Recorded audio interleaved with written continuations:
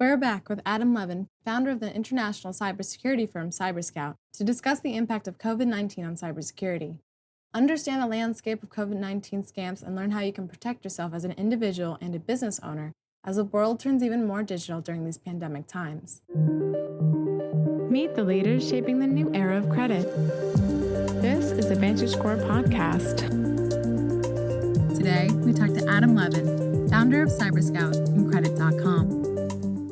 How many times have people sent an email that, let's say, had the wrong word in it, and all of a sudden law enforcement gets interested in them? So there are certain trigger words, there are certain keywords that the National Security Agency and others are listening for, watching. And therefore, obviously, there's been huge debate in Congress over how far you can go, because we have the Patriot Act, we have a system in place which is supposed to be protecting us. And to some extent, we can actually use the law to protect us, but just be careful. And I always say to people, anything you put in an email, assume could end up as skywriting. So be careful what you say, be careful what you say it, and never, ever, forgetting even the government. It's the issue of anything that could be hacked will be hacked. So don't put sensitive information in text. Don't put sensitive information in email. If you need to send sensitive information, fax it, but just make sure you know who's standing on the other end of the fax. Or call someone on the phone who you're doing business with and give them, let's say, your bank routing number or your bank account number, things like that. According to the Identity Theft Resource Center, the number of data breaches for this year is down by 33%.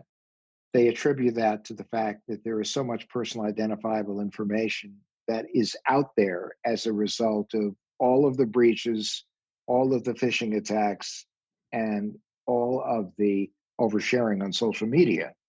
But that being said, while the hacking is down per se, the scams have increased dramatically, because scams are like low-hanging fruit. You just cast a wide net. You focus on a particular subject of interest, those subjects of interest being protective gear, hotspots, updates, stimulus payments, unemployment compensation, tracing, tracking, testing, taxes, because as you know, the tax filing date was extended from April to July. And there were many questions about that, as well as travel-related scams. And now the whole issue with the massive amounts of spam-related political communications we're getting, along with everyone shopping online. You're getting spam related to products and services. So it's a lot of noise going on out there, and people are trying to focus on their way through the noise, and hackers thrive on the existence of this noise. A lot of the illegal activity that goes on, whether it has to do with human trafficking, child pornography, or the purchase and sale of sensitive information online, occurs in the dark web.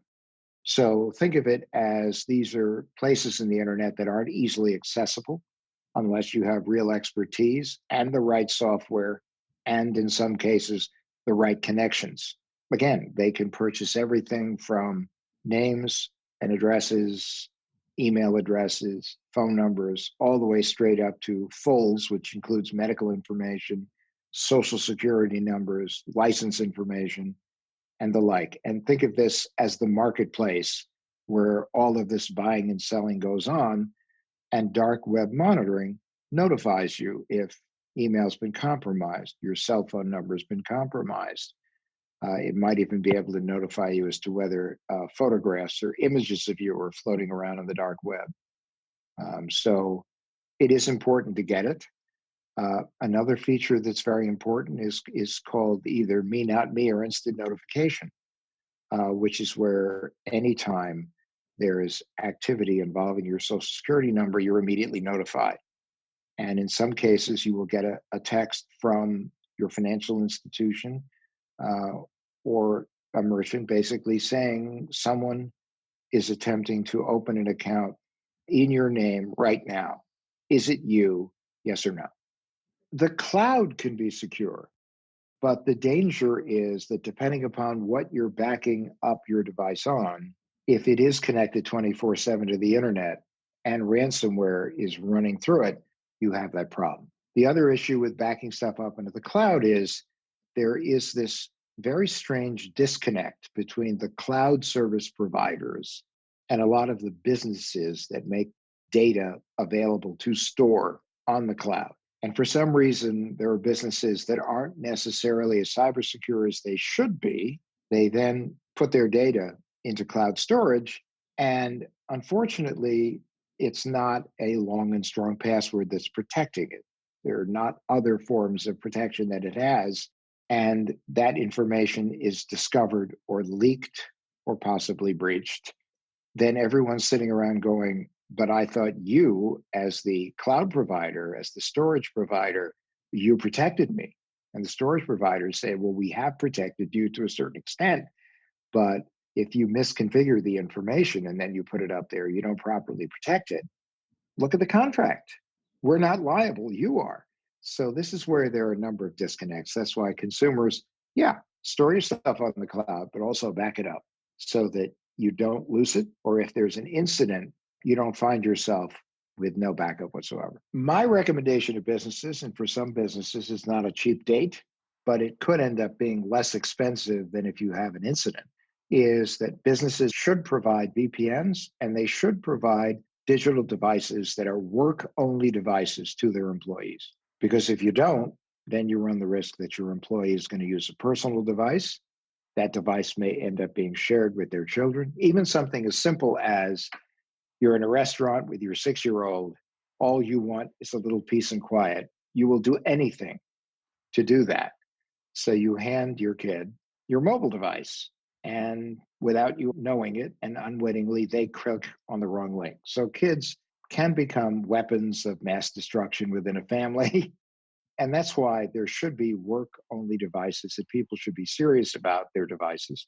And frankly, it is in the company's best interest to supply those, because if you do get breached, between the regulatory nightmare, loss of trust, potential class action litigation, loss of relationships with third party vendors, all of that combined could be far more expensive than whatever it costs you to supply those devices that have the security on it that you want because you make sure it's on there, or you might even require them on their personal device to put specific security apps on there.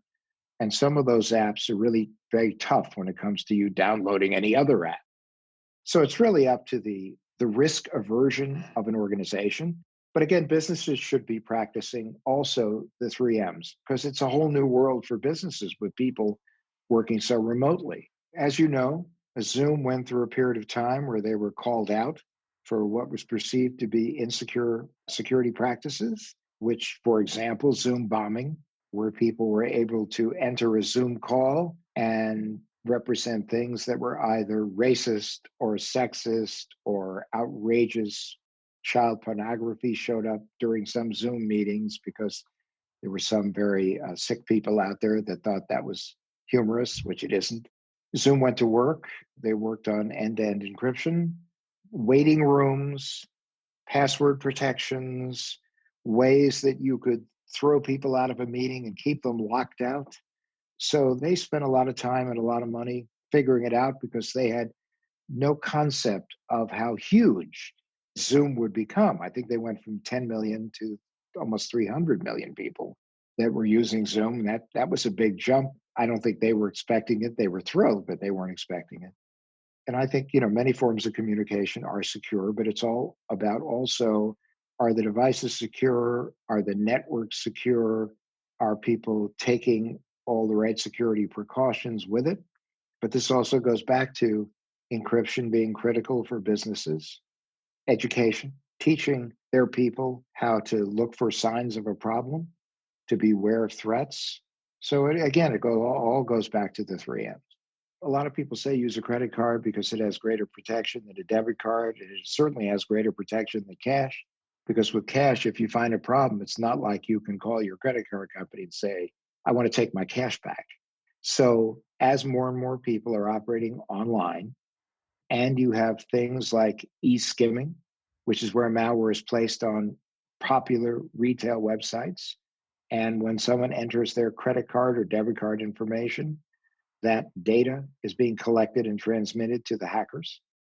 Plus the fact that people that sometimes put in the wrong numbers, they sometimes go to the wrong website. They sometimes click on a link that will take them to a website that's a clone site that looks exactly like the site they think they're on. And they attempt to buy something, and they're actually giving their financial data to hackers. So, without question, whereas with the chip cards, not quite as good as chip and pin, but with chip cards and contactless payment cards, we've seen a significant decrease in fraud when it comes to card present transactions. There has been a fairly large increase in card not present payment transactions. If a news event occurs or something of moment occurs, what they'll do is they'll find ways to create these ads and they will get them on the different websites. And that's why we always say go to the source if you don't want remorse. So if it's news related, then go to whatever your favorite news channel is. If it deals with a specific product or service, Amazon, for instance, or any of the retailers or financial institutions, and you see something coming across your screen by way of a banner ad or an email or text, don't click on the link, don't open the attachment, go straight to whoever the retailer is or the bank, and then do your transaction there. Or use an app that you got from the Apple Store or Google Play that it relates to that particular organization and do it that way. Whenever you're dealing in an urban environment, you're dealing in a situation where there's a lot of noise, if you know what I mean. There's a lot of networks. That's why, even for you as a consumer, when you walk in somewhere and you're offered a network and it's presumably secure, that you make sure that you're clicking on the right network link, because there are many networks that are designed to look like the right network, but they're not. So, yeah, you could be more vulnerable in an urban environment, but then again, oftentimes the technology is more sophisticated depending upon the city and depending upon the provider that you're using. Also, very important to make sure that you change the password on your router. Don't use manufacturer default passwords. Change the passwords on your Internet of Things devices, and there are many of them. And read the manual, change the password, because the passwords on so many of these devices are manufacturer default passwords that are available for sale on the dark web. When you're dealing with something like COVID, which is totally terrifying to everybody, the one thing that's always stressed is hygiene. You wear a mask, you wash your hands, you socially distance. Possibly you wipe down packages that you receive, although the CDC said there's less of a chance of that kind of danger. If you go into a public facility, either make sure if you're sitting somewhere that you wipe it down, or that you make sure that the facility you're going to has stressed the fact that they're doing everything they can in order to sanitize those places where people are going to be. The same thing with cybersecurity, cyber hygiene, everything from, as we've talked about, password hygiene, two-factor authentication, monitoring, not opening things and being careful with the way you operate. So I think what it's doing is creating a thought process as a result of all of the different protections you have to take in terms of avoiding exposure to this, or if you have a problem, taking care of it immediately. Go to the doctor, get the test, self-isolate, shelter in place, and you take that and then put it toward cybersecurity. Comes up with the same thing. Always be looking for vulnerabilities. Patch the vulnerabilities as quickly as possible. Always be monitoring. Always be checking your credit. Always be looking at your credit scores. Have a damage control program in place so you can respond urgently, transparently, and empathetically. If you think about it, it's really a parallel situation. Now, there are certain issues that people have to really be focused on, especially because the way that scammers operate is they do take advantage of a situation and people's willingness to listen to anyone or anything that is offering a perceived solution to the situation or offering to help. Like, for instance, testing.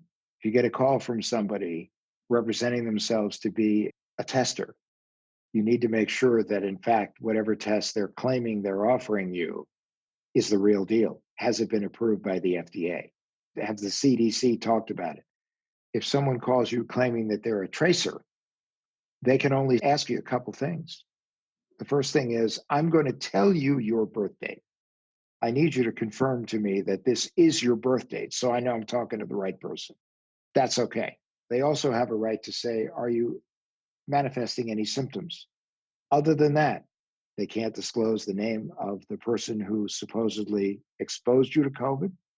They cannot ask you any questions at all involving personal identifiable information. All they can do then is tell you when, where, and how you could get a test. So, and it's just the same thing. If a bank calls you about transactions on your credit card and says anything to you other than just, I'd like to confirm some transactions, and they tell you the transactions. If they then go, just to prove you're you, could you please flip your card over and read me the security code? Hang up. If someone calls you from the Internal Revenue Service, they're not from the Internal Revenue Service. These are the kind of the common sense things you have to think about. But many people are so taken by the communication, either because it is creating fear or offering a solution, like, I'm calling to talk about your stimulus check. I want to make sure that you get it. I need your social security number to make absolutely sure, because we're worried there might be something wrong with your social security number and you, that it might have been stolen. But that's also why, if you've been a victim of an identity theft, it's critical that you make sure that the Internal Revenue Service knows you've been a victim and then makes the proper change to your address, because your stimulus check, and I think there'll be another round of stimulus checks, your stimulus check could be going to the person who stole your identity as opposed to you. Whenever you're dealing in an urban environment, you're dealing in a situation where there's a lot of noise, if you know what I mean. There's a lot of networks. That's why, even for you as a consumer, when you walk in somewhere and you're offered a network and it's presumably secure, that you make sure that you're clicking on the right network link, because there are many networks that are designed to look like the right network, but they're not. So, yeah, you could be more vulnerable in an urban environment, but then again, oftentimes the technology is more sophisticated depending upon the city and depending upon the provider that you're using. Also, very important to make sure that you change the password on your router. Don't use manufacturer default passwords. Change the passwords on your Internet of Things devices, and there are many of them. And read the manual, change the password, because the passwords on so many of these devices are manufacturer default passwords that are available for sale on the dark web. The views and opinions expressed in this episode are those of the guest and do not necessarily reflect the official policy or position of VantageScore Solutions. This podcast is brought to you by VantageScore Solutions, a higher level of confidence. Thanks for listening.